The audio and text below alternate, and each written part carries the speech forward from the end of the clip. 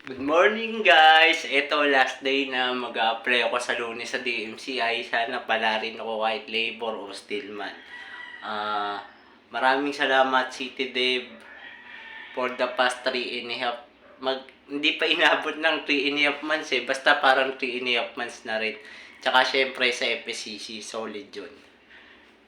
Gustuin ko man mag-banyer sa'yo pero parang alam mo yun. Basta mahirap na eh. Basta maraming salamat FPCC. Pag natanggap ako dito, doon pala ako magre-resign. Kasi para sigurado lang. Sana matanggap nga ako. Magsi 16 days challenge ako. Hindi ko alam kung may mayroon akong panggasto 10,000 kaya 5,000. Ma-workout ko sana ng ng 3 linggo. Kasi 3 linggo bago ako makasahod sa DMCI. Full watch, comment, subscribe, bell, all alam na, arat na. Sherwin Vlogs. Para sa bayan. Tutuloy ko pa to hanggang next year. Tapos, next year, stop construction na. Sana that time monetize na ako. Tsaka yung ngayon magbe-birthday ako, sana yung mga nilalambingan ko ng video birthday greeting, sana pagbigyan nyo ako.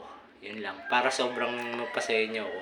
Kasi sobrang nasaktan kasi ko nung binura ni YouTube ni YT yung aking Sherwin Vlogs na 2,800 plus.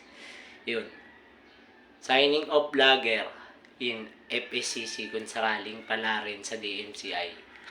Tapos, welcome DMCI, Stillman o Labor. Okay lang yan. At least may mahalaga kung matanggap ka man. May kita ka sigurado. Pambayad dito sa apartment ni Ate Kate. Yun lang. Tsaka buti naintindihan niya ako. Na hindi ako makakapagbayad ng 3 weeks.